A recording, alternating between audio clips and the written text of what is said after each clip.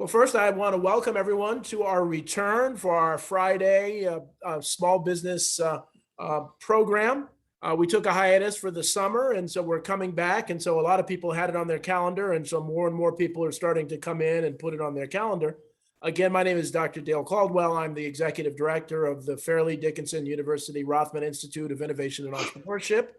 I have some wonderful guests this morning, and Kelly Brozyna. Kelly, how are you? I'm great. Thank you for having me. Good. Matt Wells. Hey, Dale. And Robert Peluso, a new friend, the Honorable Robert Peluso. And so let me just begin by just telling you who the Rothman Institute is. So we're part of, as you heard, Fairleigh Dickinson University. We're really focused on promoting researching and supporting entrepreneurship around family business, around veteran business, around student businesses, and around urban businesses. And so we're pleased we're in the final stages of announcing a collaboration where the Small Business Development Center will be part of the Rothman Institute, and Matt Wells and I will be working very, very closely together. And then Kelly and Robert, you'll hear more about their role. But what we're trying to do is really push entrepreneurship, is to really let people understand how important entrepreneurship is to the economy, how important entrepreneurship is to jobs, and how important entrepreneurship is to help us pull out of this pandemic.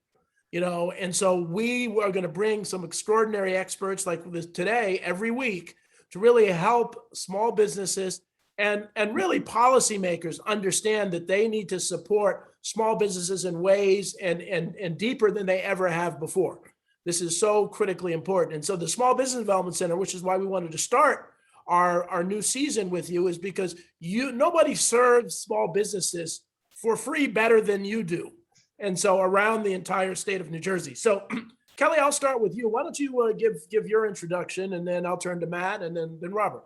Sure. Thanks.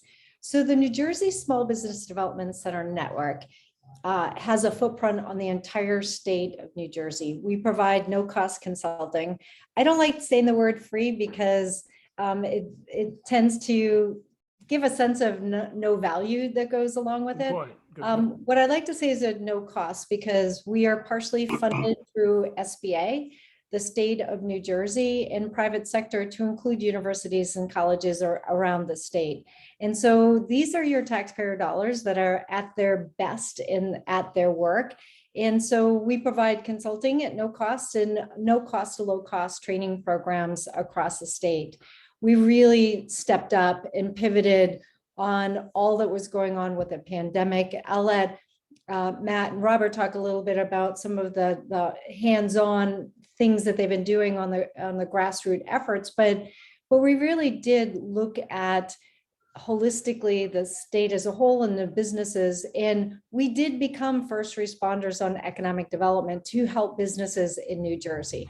So I can go into a lot more in the details, but we are a part of a national program, and so every state has one, and I'd like to say that New Jersey really has stepped up with all that's been going on, all that our businesses have faced, and our constituents that are faced throughout New Jersey. We really truly did provide a resource to them for a hand up.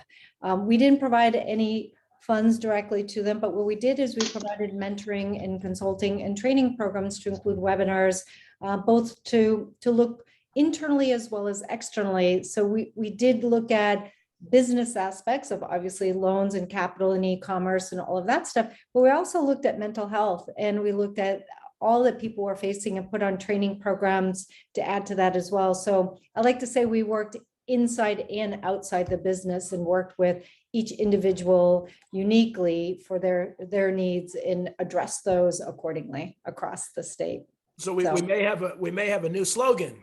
The business first responders. I like that. The business first responders. So, so we can do that. So Matt, you want to say a little bit about what you do on the hands-on basis? Yeah, so on the hands-on basis, typically our days are filled with assisting clients in various degrees. Typically, we're mainly dealing with a lot of the pandemic response right now, with businesses in trouble, looking through assistance through a lot of the programs that are out there through the state level or the federal level. But we're also helping a lot of people start businesses now, which is kind of interesting as a new trend that's really been pushed forward with the pandemic. People have sort of reevaluated what they want to do and how they want to do it. And a lot of them have turned to entrepreneurship and started to have ideas of starting and venturing out on their own. So a lot of help on the relief side, but also a lot of help on the startup side as well. And that's been a big push in what we've been doing here at the Northwest Center. And like Kelly said, we're across the entire state. We cover the Northwest corridor up here at this center, but we're one of 12 centers within New Jersey. So everybody in the whole state has been seeing the effects of COVID and reacting in better ways and trying to pivot and help businesses bring themselves to the next level and reevaluate what they've been doing and finding new ways to generate revenue and keep their businesses afloat. And so now, Robert, you're one of the consultants. Talk to me about that, and how did you get involved in that? Sure. As a business consultant for New Jersey SBDC, it's a pleasure to be here today, especially being an alumni of Fairleigh Dickinson University and being part of the Rothman Institute. Whether you're expanding your business or starting a new venture, I'm here to support you through this journey. And that's really what it is. As a consultant, we're helping our businesses either start up or grow or retain what they have. And we're on a journey. Every client is unique. They have different needs. And we're proud to provide the tools and the access to capital to increase their efficiency, basically.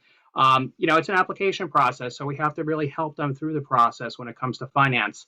Most of my time is spent coaching clients, and, I've been in banking and government for about 35 years. So it's a unique skill where, you can help a client with the financing end of it as a banker, utilizing my education. I have an MBA in corporate finance from Fairleigh. And, when you combine that with your government skills, you're able to address a lot of questions that they may not have considered. You always have a lot of those, oh, my goodness, I didn't realize that moment.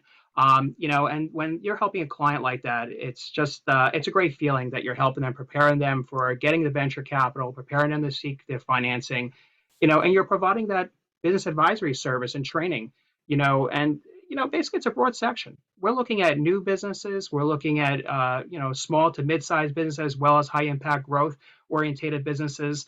When you're formulating these strategic solutions, you provide them with information on various types of SBA loans and preparing them for the journey. We offer these no-cost services because we want to ensure the businesses are able to start and expand in New Jersey. This is our home state. We're asking clients to work with us and share as much as possible. We set expectations. We show them how we can secure financing, and we can work with them with their business plan, really to ensure they have the necessary projections as well. So, it doesn't stop there. After funding, we focus on managing their actual financials compared to projected numbers. We develop growth strategies with them. We help them with their marketing efforts, their internal operating efficiencies. And as a consultant, we basically assist them in creating these projections, providing these assistance to the best of our abilities. We always make it clear, though, that, we're not accountants and lawyers, so we always tell them to consult with their accountant and lawyer as well. But to provide these services beneficial to them and the state of New Jersey. Wonderful, wonderful. And so we'll get into some more of the details and how you can really help small businesses. But Kelly, you have such an amazing SBDC background. Can you really talk about how you got involved and where you've been involved in SBDC across the country? Sure. So when I first started, it was in South Texas, and I started out as a consultant, and I wanted to sort of give back. And that role turned into becoming a center director down there. I was doing mentoring and consulting. So I started out in South Texas, and then I moved to Colorado, and I became the state director in Colorado for 19 years, overseeing their programs and services and that statewide effort. I had this great opportunity to come out to New Jersey. I'm originally East Coast, so it was nice to get a little bit closer to home. And this was an amazing opportunity for me to come in and really look at a program that we could redirect our services to really be the premier resource for small businesses in the tri-state area. And I'm going to say tri-state area because I think New Jersey is going to far surpass New York and Connecticut and some of the other states that are surrounding us. So we do serve here. We have a fairly large population, and quite honestly, with COVID, there's a mass exodus of individuals from New York that came into New Jersey. And with that comes additional services that are needing and businesses that could be started. And so the nice thing about that is I've worked from the bottom up. I've done the consulting, I've done the training, and now I oversee the program in New Jersey. But I mentioned earlier that we're part of a national program. So I sat on the National Accreditation Committee for 15 years through when I was in the Colorado program. But I got a really amazing opportunity to review and tour other states and other programs. My network always hated it because I would bring back best practices to implement within our state. And I like to say we R&D everything that we possibly can, which is rob and duplicate. And so we would bring programs and services, into it. But I got a really great snapshot of other states, between California and New Jersey to Alaska to Hawaii to, I've toured many. I've toured very, very large programs and very small programs. So it really gave me a good idea of efficiencies and effectiveness of how we could really convert our programs to be, again, as I said, the premier resource in this particular case in New Jersey. So I've got a broad spectrum of what goes on across the nation, and I plan on bringing more best practices to New Jersey. So be prepared, Matt, because he's not going to be very happy with me. Well, but that's a really important point that we, the SBDCs have a real pulse on what's going on, what businesses are facing, how to deal with the problems. So you can quickly say, "Hello, though, so-and-so had the same problem. We can do that in a different part of the state," which I love that as part of the SBDC. The challenge is a lot of people don't know about the SBDC. And so Matt, I'll turn to you. I mean, how do we get to, people to know about it, and how do they access services? If they're interested, how do they reach out to you to really get the ball rolling? Well, it's super easy to reach out and become a client. All you need to do is either get a hold of me. You can register directly through the NJSBDC.com. Go right down to the big green bar, press services, pick your county, and it sends it straight to whatever your local center is. So if you're in our area, you'll pop in on ours. If not, you'll pop into your closest center with that. So NJSBDC.com. Yes. Yep. So NJSBDC.com. And just before you go, what size businesses are eligible for that? How big do you have to be? Do you have to have been in business for a while? What do you have to do?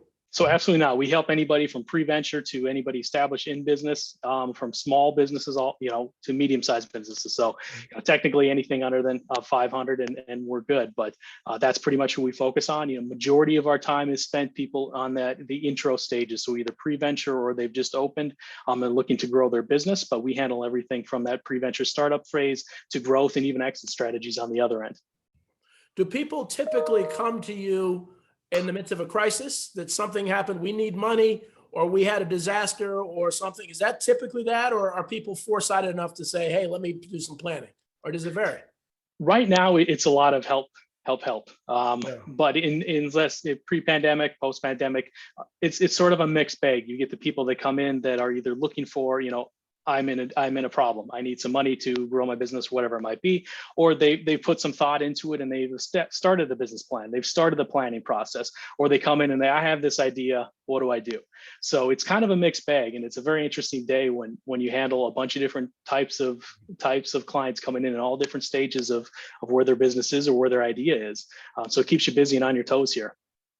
Dale, I'll just add to that, and Robert could probably feed into it as well. It's never a disaster until it's a disaster, right? So people don't really realize, all the resources that are available to them until, unfortunately, sometimes it's too late. It's like when, we try to convince people to do disaster preparedness and get ready for something, because if it's not weather, it's going to be virus or whatever it may be, hopefully not man-made anytime soon, but it's really important for us to get across about preparedness in that these resources that are here that can help them along that pathway. But again, it's not sexy for people to do disaster preparedness or transitional planning, right? Your potential exit planning or, things like that. And until obviously it's looming right over you. And I'm sure Robert could attest to that, being with the individual clients and helping them,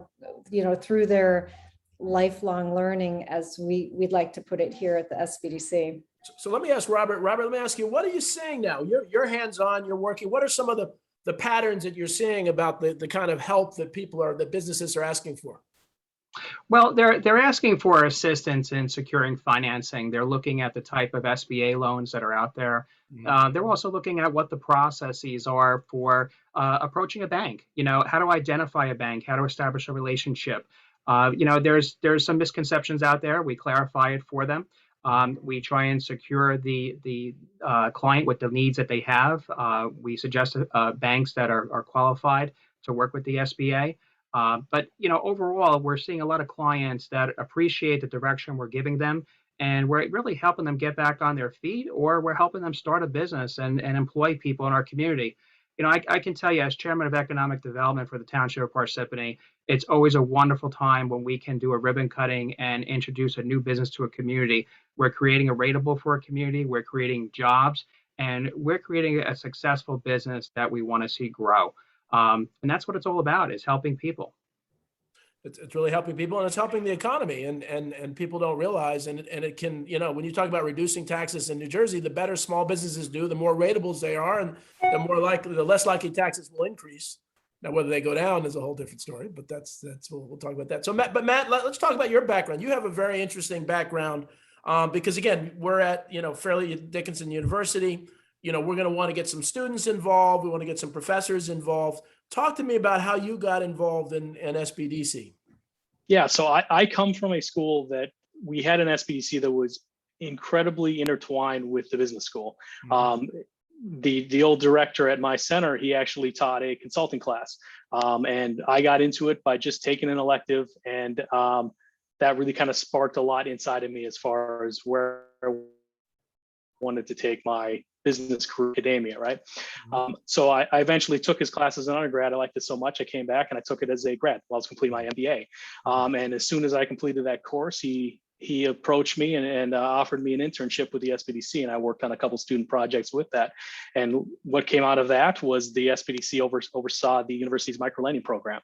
Once I completed my student projects, he brought me on as the director of the microloan program, and that got me through my last year of grad school. And once I graduated grad school, immediately hired me as an SBDC consultant, and I spent about 4.5 years being the primary consultant for our center. I saw ridiculous amount of numbers of people in all different stages of business over those years, and headed a bunch of special projects that we ran out of the center as well. So I pretty much kind of grew up in the shadow of the SBDC and grew up in it.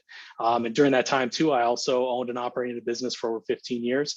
We sold it in 2015, and it was a great experience to kind of pair those two together, to take my real life business experience of owning and operating a small family business and approaching that to my clients within the SBDC, because I've been through it, I've done it, I've lived it, I've sweated, I've bled, I've cried over it.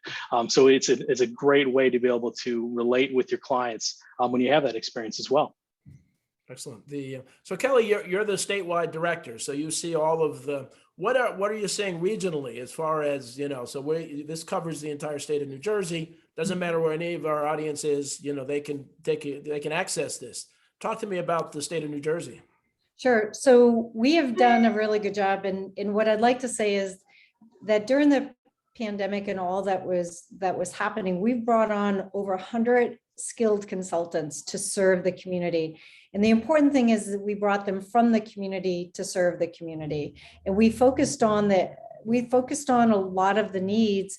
And how did we figure those needs out? Well, one, we actively listened. We listened to the businesses, either through surveys, through focus groups, or even through direct contact networking in our partner organizations. But one of the things we really did was we did a series of large survey right at the beginning of the pandemic in April timeframe. We did another one in November, and we just finished one this past year in 2021 in July, of what the needs of the businesses were. And it was really important for us to know, one, we had the right skill set in our backyard to serve what the businesses were saying that they needed, and two, also to make sure that we redirected our resources based on what we heard. And this was statewide, because whether you're rural or urban, again, we bring on people from those communities to serve, so understand the urban side of the equation and also the rural side of the equation. But we heard three real big things that keep bubbling to the surface. And obviously it's access to capital. And so what we did was we brought on a whole capital team specific to serve businesses to accessing capital. And there are CPAs, there are business brokers, there are bankers, people that were formerly with SBA and some of their grant programs that they were doing. We have bilingual, we have 8 on board, 7 of them are bilingual. So we want to make sure that we're addressing again, the community and what their true needs are. But so access to capital was one, obviously just popped up and is a big one because everybody is struggling. But e-commerce was another one that really bubbled to the top. And then of course that goes hand in hand with cybersecurity. If you're e-commerce and you have an online platform, you should be concerned about cyber and being hacked and all of that. Especially we're moving into the areas of helping businesses with their brick and mortar, one, to open back up and to stay open, but also to keep that hybrid model that if you don't have an online platform, you're not going to be relevant moving into the future because not everybody wants to go to brick and mortar. Not everybody feels comfortable. And God forbid that we have another massive uptick and we have shutdowns again. We don't want that for sure, but we want to make sure that everybody is prepared. So those 3 things keep circling, bubbling to the top. We will always address marketing and access to capital, things like that. There's always sort of staples that the SBDC will always do, but it was really nice to hear from the businesses from these different avenues that we were able to listen to what their needs are to make sure we had the right skills in our network. Wonderful. And you're always looking for good consultants, right? I mean, you're both. And so Robert, tell a little about we've heard, Kelly and Matt's background and your background. You didn't start out, you didn't grow up in the SBDC. Tell me what you started in banking. What was your background? Sure. I started in banking about 35 years ago on a co-op program. And basically I stayed in banking, had various positions within banking on the retail, commercial side, government banking. It's been an honor working with the banking system because basically you meet a lot of great businesses and residents that need assistance. And, it's not just about the numbers sometimes, about helping people beyond just their checking account and securing financing. You want to try and create some peace of mind for them and let them know that they have a support team behind them. A relationship is very important when you're a banker. But, throughout my career, I graduated from Montclair State University, where my Bachelor of Science degree, I moved over to Fairleigh-Dickinson University for a terrific experience, earning my MBA in corporate finance. And, after the years went by, I got involved with government and basically as a government banker was very well connected with the community and finding resources for people. After that, I became the vice president of the council in Parsippany Troy Hills, so I was an elected position. I'm currently the chairman of economic development for the township of Parsippany, and I work with the Morris County Economic Development Corps as well. So, we got involved with a lot of things throughout the years, and we're able to connect people with the resources that they need. I wear many hats. You can see from my bio, I won't share it all today, but I'm also the president of the Parsippany Area Chamber of Commerce. I'm the former president of the Skylands Division of Tourism for the state of New Jersey. Commonly I work with different avenues of the state to help people, whether it's the Highlands or whether it's creating housing for people. So, really my forte is to assist people when it comes to finance and government and nonprofit sector. So one of the things, there's an echo here. So Matt, as we look at that, and I guess Robert and Matt, Robert, you're very connected with the municipalities. Many of the municipalities and Kelly and I are working on this entrepreneur zone thing. I'll ask her about that. But a lot of the downtowns, the downtowns are really struggling. How can SBDC really be helpful to those Main Street, environments or other things? Have you ever done a community together or really several businesses in the same area, either in, Northwest or throughout the state? As far as that, we haven't specifically addressed anything towards that, but a lot of the downtown areas, you find one client you're working with and they're going to tell everybody else. And then that turns into a whole development of a bunch of your clients in one, small little area with services behind that. So yeah, I think that's kind of the main route that we've been taking so far. And obviously we have big plans moving forward. I took over the center in January, still kind of churning and still getting everything in place for the future, but we've got some big plans ahead. And I've been That real quick. Sorry, Robert, but you know, our services and our funding, we put more towards the direct consulting and the training program. We don't have a lot of marketing dollars that we put out. So as Matt talked about, it's really important for the word of mouth and our partners to get the word out about the resources. And it's not unique to New Jersey that SBDC is a best kept secret, but it really is. Being part of shows like this and to do things is our way of getting the word out of the opportunity to access this amazing resource. And the more that you all can do to spread the good word, the better it is for everybody. There's a statistic that if they work with the SBDC, they're anywhere from 85 to 90% more likely to be successful in their endeavors than if they don't utilize these resources. So we want to help everybody to be successful, whatever that might look and taste like. So I'm sorry, Robert, go ahead. That's okay. I like to pick up on what Kelly was saying. Basically, you know, we talk about marketing and business plans when we're assisting our clients.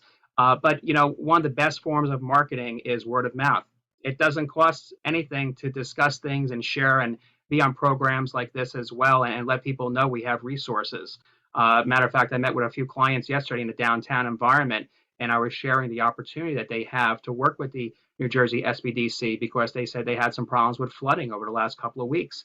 You know, when Matt and I got together, Matt brought me on as part of the team. You know, we discussed my ability to work with downtowns, and I'm also a board director for Downtown New Jersey. So basically, I am affiliated with the association that works from downtowns anywhere from Westfield to Newark. And in between, you know, we work with the SIDS and the BIDs. For those of you that are not acquainted with the terminology, but self-improvement districts and business improvement districts.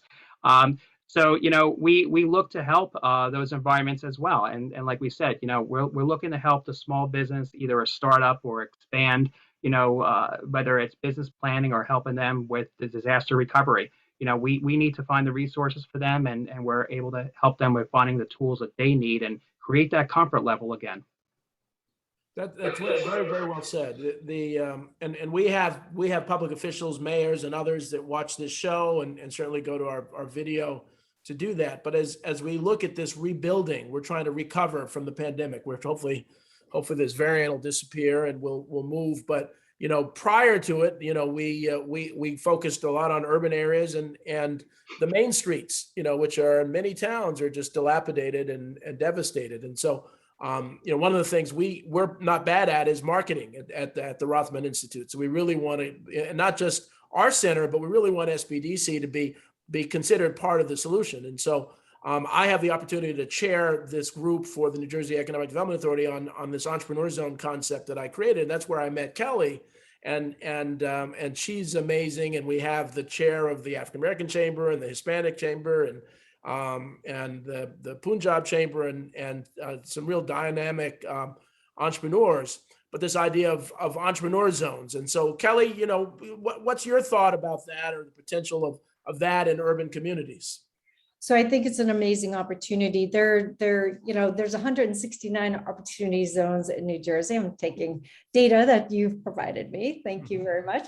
And, you know, they've already been designated low to moderate income. So to be able to focus on some of these areas that have already been designated, and this is designated, probably about 2 years ago or 3 years ago. Yeah. So to be able to really assist those communities to, you know, break the cycle of poverty and to help with diversity, equity, and inclusion, and to really be putting the resources into these communities that really are dire straits. And it's not just, you know, it's a rural area. I'm sorry, it's the rural areas as well. It's not just the urban communities, but, you know, rural America struggles as much because there's not a whole lot of resources that are out there.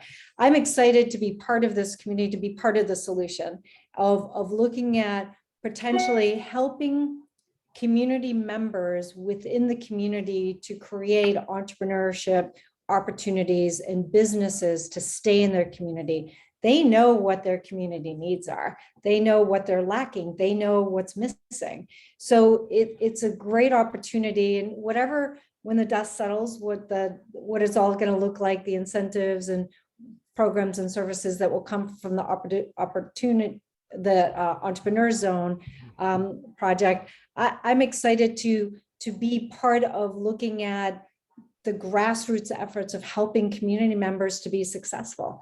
And it really truly is about accessing, giving them access to the resources that they truly need to be successful. I think they all have the incentive and they all have the ideas of what they want to do. They just need that spark. And I think that we can be that catalyst. We can be that spark that can help them be successful.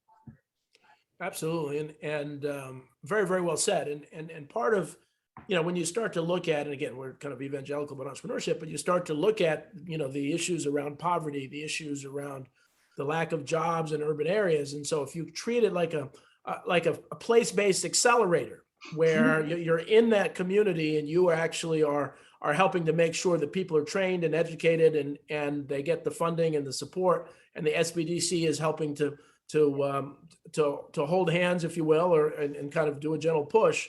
That's really, really important. And so now, as we match, so you're in charge of Northwest, and so working with us here, but we have an opportunity to do things around the state. So what are some of the unique Northwest challenges that you see up in the northern part of the state of New Jersey? Well, so one thing we deal with up here, I mean, we're the only real rural center in New Jersey. So we have that mix of, kind of right around Morristown is the big hub, and then the outskirts where we have more rural communities. And typically we see with rural communities access, especially from the business side, is access and developing marketing techniques and strategy and implementing tools on that end. So we've got some things in the works planning wise to try to reach out to those communities. And if we get some of these proposals pushed through, that'll really make a big impact as far as training, implementation, and really diving into marketing strategies, especially in as we're going through the pandemic and the post-pandemic. That's going to be a big thing for every business, but that's really hit the rural communities quite extensively of how to deal and pivot, especially marketing wise, and reach your consumers when they're no longer walking in the door. So how do you do that? What tools can you use? How can you implement that? And then how can you reach those bases? And just following, so if say there's a widespread demand, and say that 100 businesses want something, SBDC staffs up. How does that work? They just they staff up, Kelly, Matt? Yeah, we try to base our consultants on the needs of the community. So Robert's one of those specialist consultants that we're able to bring in under the CARES Act. So at this center, when we reviewed all those studies before, we brought in a capital specialist, Robert. We also got two marketing specialists, one that's really good on the e-commerce side, the sort of the backdoor SEO, all those sorts of things. We also have a strategic marketing consultant.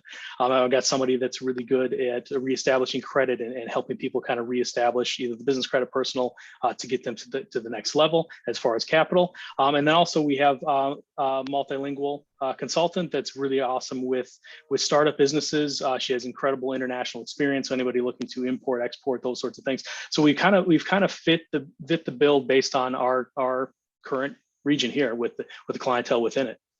Well, let me also add to that Matt has sort of an arsenal in his backyard of consultants that he's brought on. But if somebody comes in for a specific need that perhaps he doesn't have the skill, they can access the entire network. So especially right now, we're still in a hybrid. Some centers are going back to in-face consulting. Most are still doing majority of a consulting virtual. So these individuals that come to us, it doesn't really matter what their needs are. We can tap into a skill on a statewide level, and they can get access to that high skill consulting that they need. So I don't like to think about, regions and barriers and things like that. Yes, we try to pair up that if you're located within a zip code that Northwest serves, we'll get you to Northwest first. But it's a comfort level. If somebody lives in one region but works or wants to open a business in another region, there's no barriers for them to work with multiple centers. And again, looking at what skills that they need or consultant skills that they need, we'll tap into the right resource for them on a statewide level. That's really, really important because it is the relationship with the client that really makes all the difference in the world. And I was at Deloitte Consulting for 11 years, and one of their best tricks was the best practices. The fact that you may not be an expert in exactly that problem, but there's somebody that you can call in any industry. And that's kind of what you've created, is kind of this national, because it's really not just New Jersey, Kelly, it's across the country. You can find a best practice if there's some unique thing there. And so that's really wonderful. And we can tap into, if somebody's in New Jersey and they're moving to, I don't know, someplace else, Washington State or Florida, wherever they may be living, we can connect them. We don't want that to happen. We want them to stay here. And most, we've also had people from, I hate to say it, our New York partner, that businesses want to work with us because we're very engaging and we have the skills, and people make those relationships. But we go where the business is located. So if the business is in New Jersey, we serve them. If they want to start a business in New York, we'd refer them to our partner in New York. And there's great access to resources. That's a beautiful thing about this being a national program, that they can get these very similar. We're all accredited under the same umbrella of efficiencies and effectiveness. So the services that are there, the resources are there, and we can get them to wherever they need to be. But again, they should stay here in New Jersey. We want to keep them here. So. Well, and especially given how densely populated we are, and we're so close together, you would think this could be a model of how to do that. And so Robert, I'll go back to you and say, as you look back and you were advising, someone said, hey, I'm retired, I was in consulting or something, I'm thinking about this SBDC thing, what would you tell them? What would you do to try to convince them to possibly be a consultant? Well, basically, I just want to add on to what Kelly was saying. It's a national program, and I've had the experience of working with clients that own the business in New York and New Jersey, and we were able to help them with their business here and create jobs. But we were also able to provide them the access to our partners in New York and work effectively across the board with everyone. And it was just a wonderful situation for that individual that owned two businesses, and they didn't know how to interact with two states. You're dealing with different laws and different programs, but we were able to effectively create a solid environment for him and provide the tools that he needed. But when somebody comes to me to ask for information, we try and get a background as to what type of business they are, what type of experience they have. And we really go into, what their needs are. We take those deep dives. It's not uncommon that we assign some homework material to them to do some research, and they come back to us. And, it's a process. Like I mentioned earlier during our discussion, it's a journey, and we start that journey by setting expectations. And those expectations is that we will work together and we will help you find the resources that you need. So if they're looking for a particular type of loans, there's many types of SBA loans, including specialized economic injury and disaster loans we touched upon earlier. There's also the Paycheck Protection Program, the PPP, which people have been more accustomed to call it. We'll spend time reviewing the individual situation and guide them in finding, applying and getting approved for the funding. So typically, these SBA loans, there's a misconception as well. People believe that the SBA is going to give me the money. What it comes down to is the bank is actually gathering the information, doing all the work on the loan, and the bank is providing the money, and the SBA is actually part of the guarantee. So when it comes to different banks, not all banks offer all different types of SBA loans. Typically, banks will look for $250,000 and up. They will have different criteria in place. So it depends really if they're starting a new business or if they've been in business. So there's two different scenarios to what to expect, for funding. But, when we help that client, part of the assignment we give them is to gather their information, because the banks have a process. The SBA has a process. And if we can turn around funding for them within 60 days and put them back to where they need to be or to start their business, it's a good scenario. But again, we set the expectations for them early on, and we work with them after we find out all the information. And we work with all of our partners as well. As Kelly mentioned and Matt mentioned, we have specialists in marketing and different areas that are part of our team. So the entire team will work together to meet the needs of this particular client. That's great. It really is great. And as I'm thinking about those services, what are some of the, can you give some of the examples? Obviously no names or anything, but some of the things that some of the success stories that have happened over the last year. So for, maybe from each of you, just some of the success stories, so people get a sense of what this really is. Yeah. So So go ahead. Go ahead, Matt. okay.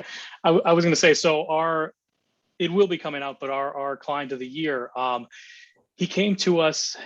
He owned a very small business. He ran it as himself, and he had hit a wall. He didn't know where to go. All of his customers had disappeared. He was a face-to-face service provider. Mhm. All the customers disappeared because of the pandemic, because he couldn't meet with them anymore. He had hit a wall. He didn't know what to do. He ran out of money. He was just stuck. We spent a lot of time. I spent a lot of time, and then when I got him to a good place, we passed him off to one of our marketing specialists. But we essentially helped him apply for PPP and find the funding there to get him through the next year. And then once that was established, I really worked with him, really building up his marketing strategy on the very large scale of, you need to redefine what you're doing, who your audiences is. Do you know who your customers are? Developing sales pitches, developing all these things to go into his value proposition. And we spent a lot of time really getting him beefed up on that, building the structure back up for the business, so he's been able to pivot. And then once we got him to that point, when I handed him off to our specialist consultant, he helped him directly impact his website. So he reviewed it, reevaluated, worked with his marketing specialist to make changes to the website. And since then, he's added new students, he's added more packages, more selling, and his uptick has been incredible. And that's one of our really good stories here coming forward, that he, not only that we helped him, but he embraced the change. He knew that something had to change, and he worked with us to reevaluate and reposition his entire business. Wow, that's great. That really is a wonderful story. That is very interesting on that, because not everybody wants to change, and it is funny because we can provide recommendations and advice and mentorship all we want, but they have to take that leap of faith to actually move forward with those recommendations. I'll give you two really great success stories that I like to tell these. So one was a business that was working with one of the centers, and he was an African American, came from a low income area and started a barbecue place. And he struggled during COVID, and he was struggling to keep his doors open.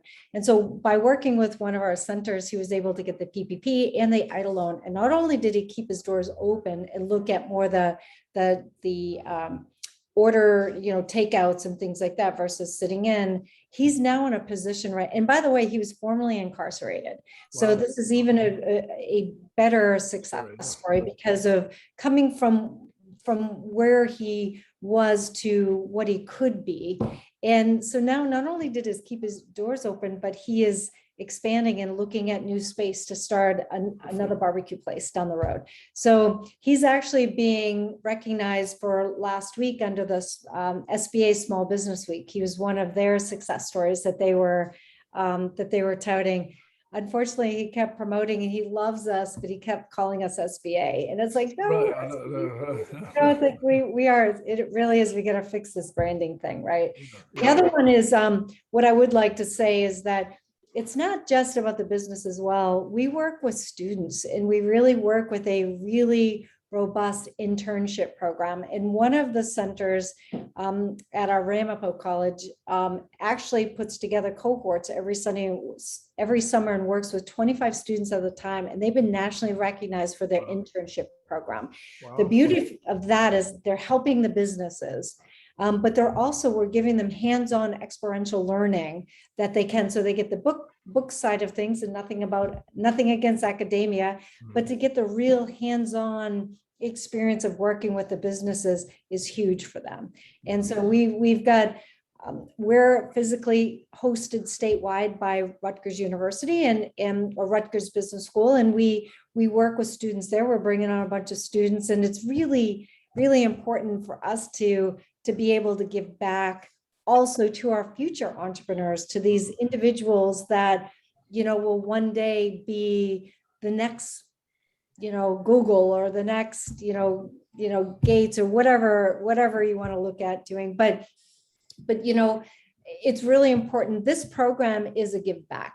This program, Robert's here as a consultant. He's not here to make the big bucks. He's here to give back, and everybody has passion to help others. And that's really what this is all about. It's very exciting for me at the statewide and also on the national level to see the happiness that we can bring into people's lives of not only making their dream come true of being an entrepreneur and starting that business, but also to help them stay in business and not lose their retirement, their future. And so in a lot of times, people putting these together as a legacy for their family, for their kids or grandkids or whatever. And we do make a difference. And that to me helps me get up every single morning, gets me excited every single day of working, because every day is different. Every day is a different business, a different angle, a different lens.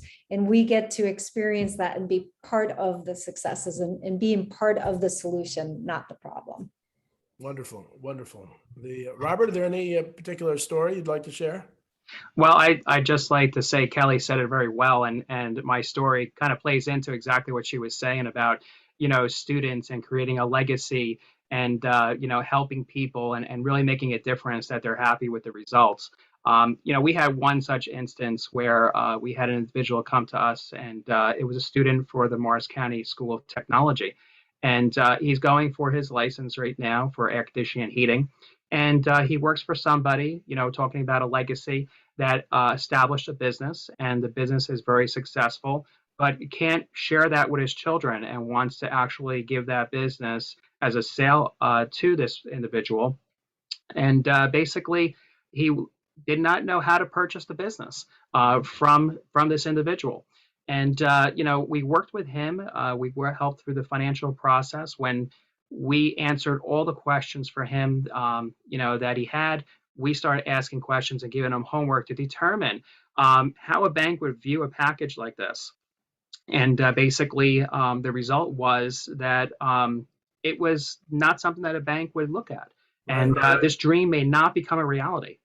So when you have different types of experience, like myself, I'm an advisor for the Morris County School of Technology, and I work with apprentices and unions, and I work with different avenues in banking.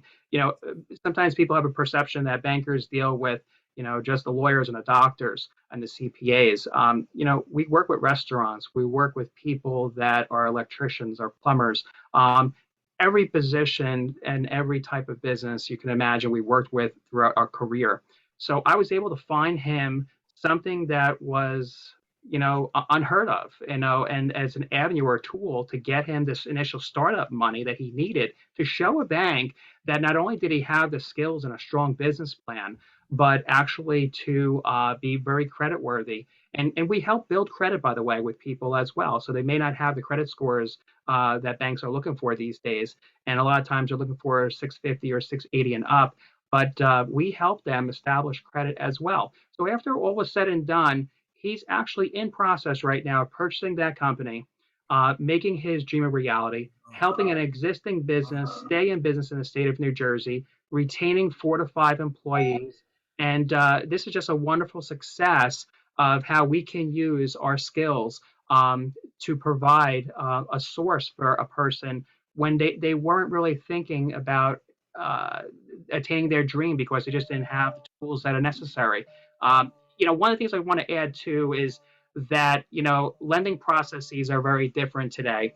Yeah. And when you look at what's going on with COVID, there's a lot of documentation that people like this individual received. And when he was going through that lending process, he said, they have a COVID questionnaire.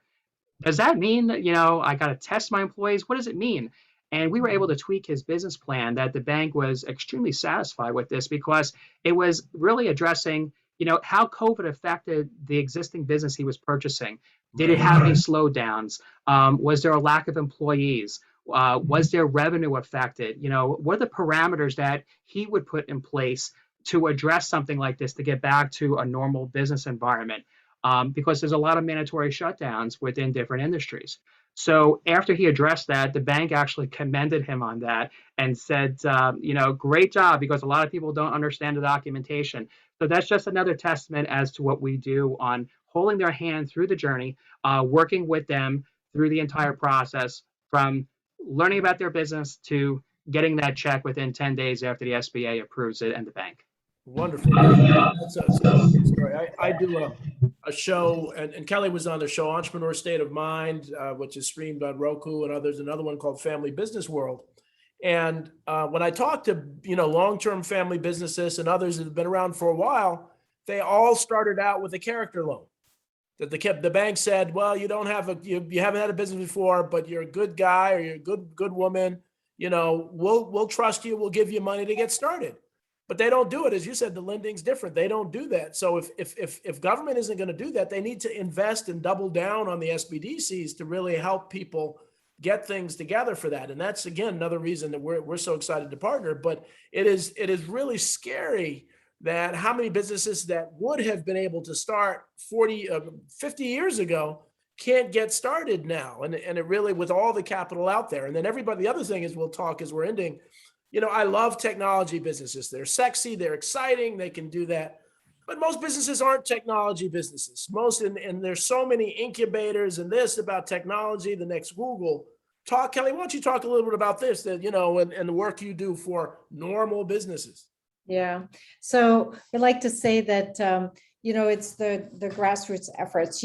Every large business and technology company needs a small business to serve them, to support them. You've got, what are the larger employers that we have in here? We have, the Johnson & Johnson, and we have the universities and stuff, but think about the businesses that support them, the restaurants that are surrounded around these larger companies that support those needs, the entertainment that goes out, arts and culture, the coffee shops, even we can get down to janitorial, and their contract opportunities that people can actually access, which are very, very large dollar amounts that we can also help them with as well. So yes, large and tech is sexy and all that stuff, but I like to say we get back to basics. We help service industries, we help restaurants, we have arts and culture, we help all businesses across the spectrum to be successful. And again, we'll bring in and/or partner with organizations that can be that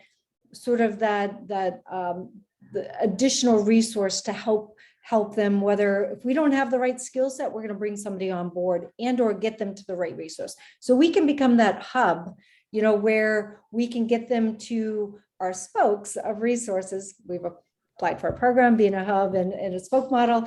So it really is important. We don't claim to be the be all end all, but what we do say is that we can look at your business, see what your needs are, and get you to the right resource. So, we want people to come to us first. We'll evaluate them, we'll holistically look at what their needs are, and then get them out to the right resource. And it may be the Veteran Chamber of Commerce, that they have veterans that can add some additional value to them, or it might be the Hispanic Chamber or the African American Chamber, or some of our business organizations that we know that put on programming for them. So this is about helping businesses and where their exact needs are to get them to the right resource.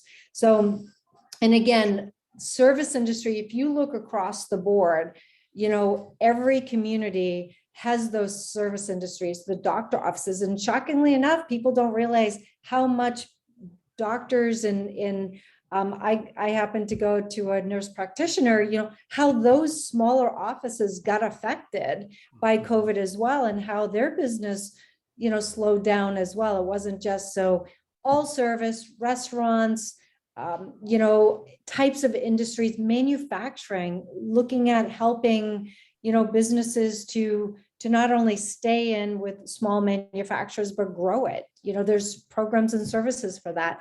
And again, government contracting, procurement opportunities that are not just for, military base and high government. It could be universities and colleges. They look at the state of New Jersey and some of these there are some amazing government contract opportunities people might not even be aware of. And we do have some experts in our sort of arsenal too that can help people in that direction, because you need your statement of capabilities. You need to be in business for a minimum of 2 years, so there are some things that need to be in place that we can guide and mentor them across the board to be successful. And Kelly, one of the things that I'd like to, because we're of the universities, we're external, we do more externally than most of the other universities, and we're doing more internally.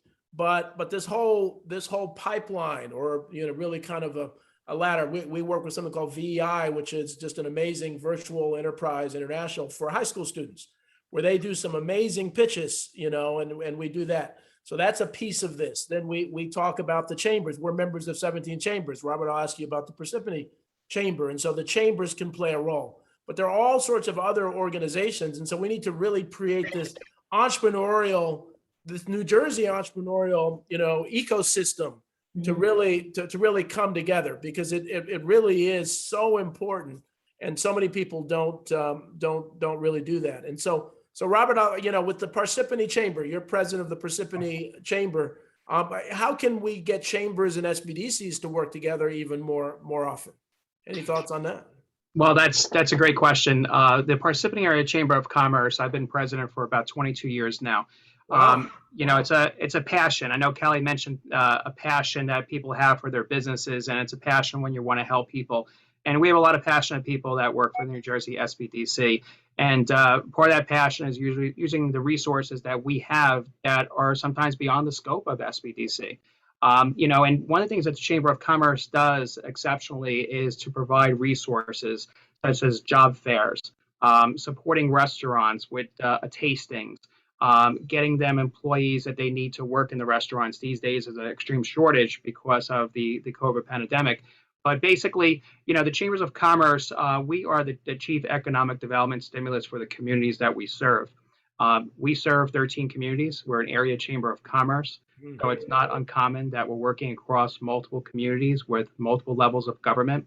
And we're providing a set of services that complements New Jersey SBDC, to the extent that probably about 20 years ago, I was involved with New Jersey SBDC, and we actually provided them complimentary office space to meet with clients.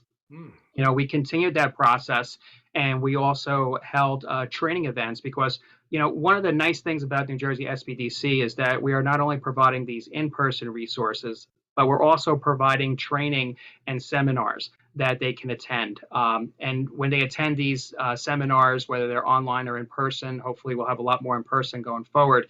But we will host these at the Chamber of Commerce at no charge.